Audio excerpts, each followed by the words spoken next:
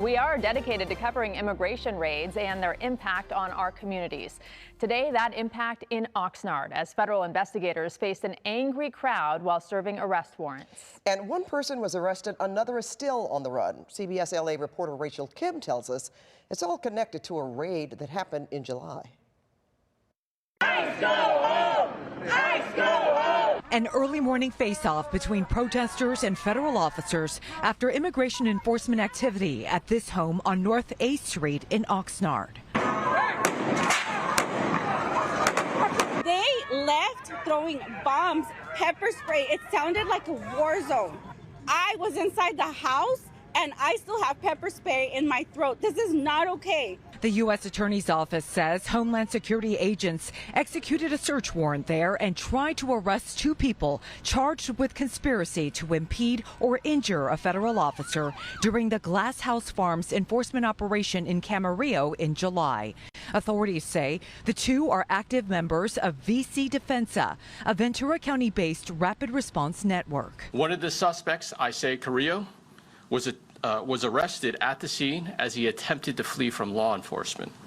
The other suspect, Virginia Reyes, fled prior to the execution of the search warrant, and she is to be considered a fugitive. Special Agent in charge Wong says Carrillo threw rocks at government vehicles, damaging them and injuring a federal contract employee. Reyes is accused of ambushing and blocking government vehicles from leaving. As long as we're here, we're going to keep doing this work. There's nothing that's going to be able to make us back down. Leonardo Martinez is a volunteer with VC Defensa. The group posted on social media that the federal government statement about VC Defensa is completely false and that this is a part of a witch hunt against anyone who speaks out against ICE. There was a massive show of force on their behalf because we've been so effective at jamming them up the last few months. Martinez said early Wednesday morning, 4 men were taken from the house where an elderly woman and children also live. The Department of Homeland Security has not confirmed that number. The 4 men were not, to our knowledge, have a criminal record or anything like that. Right now, residents are also concerned for those left behind. I saw a boy, a 16-year-old boy coming out of the house, and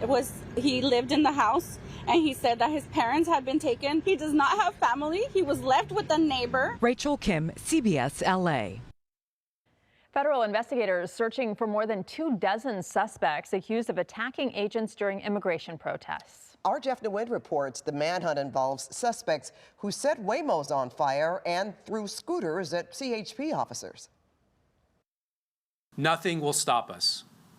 Nothing. Acting U.S. Attorney Bill Essayli, along with the FBI and the Department of Homeland Security, promising to track down more than 24 people in 3 cases of unrest over the summer during protests against immigration operations. High on the list, this young man captured on camera pointing a gun at federal officers in Camarillo. Here are some up-close photos of him. The FBI is offering a reward of up to $100,000 for information leading to the identification of the subject to my left. On top of that, $10,000 rewards are being offered for information leading to the arrest of 20 people seen on camera throwing firebombs and e-scooters onto CHP cars under an overpass on the 101 on June 8th. This man is accused of breaking the concrete from the sidewalk and throwing it onto the freeway, while this man is captured on camera with his hands full. 9 of the defendants charged in that second criminal complaint were filmed on cell phones by local news and other media, throwing rocks, bottles, and objects. Investigators are also looking for 8 people who attacked and destroyed Waymo cars. This man is photographed sitting on top of the robotaxi as it burned. Most of the suspects wore masks, but this woman was captured on camera with just sunglasses. $10,000 rewards are being offered in this case as well. While the First Amendment protects the freedom of speech and the freedom to peacefully assemble, it does not provide for a right to assault federal officers. Constitutional law professor Jessica Levinson says federal investigators are drawing a line between free speech and violence in these cases. The First Amendment is very protective of protests, particularly political protests, but that protection is not absolute if your actions change and they cross a line into doing things that are alleged here. To get a good look at the more than 24 suspects investigators want to find, go to our website, cbsla.com, and click on Seen on TV. If you have information on any of them, the FBI would like to hear from you. In downtown LA, Jeff Nguyen, CBS LA. Bill Essayli responded to a question from our Jeff Nguyen today about a federal judge's ruling that he cannot serve as acting U.S. attorney. We're still reviewing that order. It was a lengthy order issued yesterday.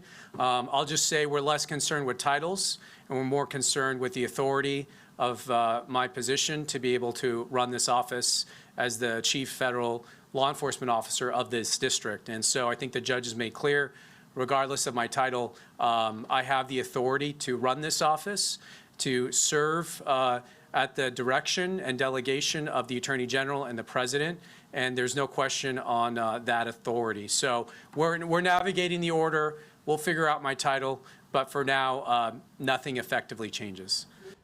Yes. Essayli was never confirmed by the U.S. Senate. He was named interim U.S. attorney in April, a role that is typically limited to 120 days.